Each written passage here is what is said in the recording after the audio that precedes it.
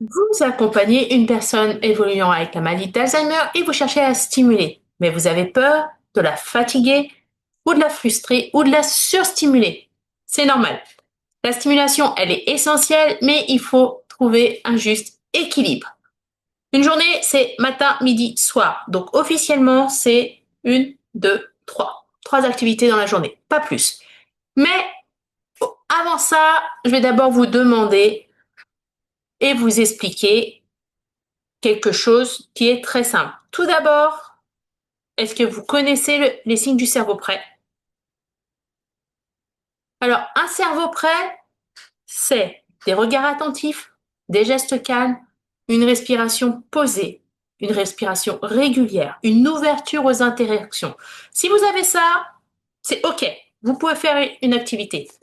A contrario, si vous observez de l'agitation, des gestes brusques, des cris, un regard fuyant, une fermeture des yeux, des soupirements, une parole rapide, répétitive, ou encore des signes de fatigue visibles ou d'irritabilité, excusez-moi. Stop! C'est que c'est des signes déjà de surstimulation. Donc, ça ne sert à rien de faire une activité, ça ne fonctionnera pas.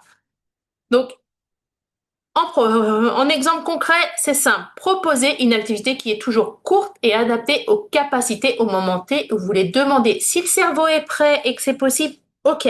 Si le cerveau il est déjà saturé, la seule activité que vous faites, c'est une activité sensorielle qui active le nerf vague et qui fait descendre la pression.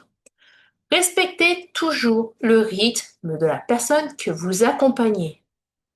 Laissez-la faire ce qu'il y a à faire. Même si c'est plus lent, on s'en fiche. Et si elle ne veut rien faire, c'est rien. C'est pas grave. Parce que dans la maladie d'Alzheimer, et même pour vous, la chose que vous devez retenir quand votre cerveau il sature, ne rien faire, c'est faire quelque chose. Ce que vous faites, c'est prendre soin de votre cerveau et de votre rythme émotionnel pour revenir à un état calme. Et bien sûr, ajoutez toujours un élément émotionnel positif. Un sourire, un mot gentil, un geste tendre, des félicitations, un clin d'œil, des pouces en l'air, une tape dans la main. Bref, si la personne que vous accompagnez participe activement, apprend ou refait un geste et reste sereine, vous avez gagné. Alors pourquoi cette approche, elle change tout?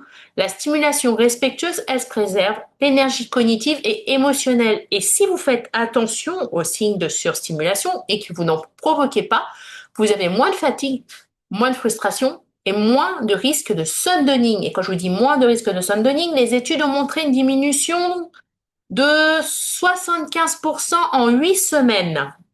La liberté d'agir à son rythme, donc votre rythme et le rythme de la personne que vous accompagnez, ça renforce l'autonomie, ça crée un climat de confiance entre vous et donc ça crée du lien, pas l'émotionnel. Et donc l'intelligence émotionnelle, elle va vous permettre d'ajuster vos gestes, vos mots, vos tons, votre posture et créer des moments de plaisir et de lien.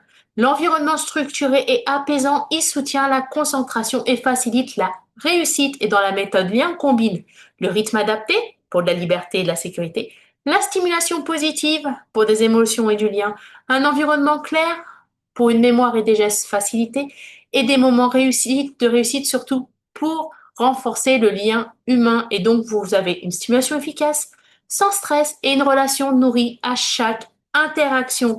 Stimuler sans épuiser, c'est respecter le cerveau, ses capacités et son rythme. Et c'est le cœur de la méthode lien.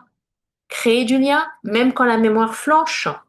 Et surtout, ce que vous devez retenir, ne rien faire, c'est faire quelque chose, c'est prendre soin de son cerveau émotionnellement pour qu'il redevienne calme. Si cette solution vous parle, n'hésitez pas à rejoindre la communauté School, totalement gratuite. Vous avez des formations gratuites dessus et des lives présentés par moi-même. Et si cette chaîne vous parle, n'hésitez pas à vous abonner. Vous avez une vidéo qui sort tous les mardis à 15h. On se voit mardi prochain.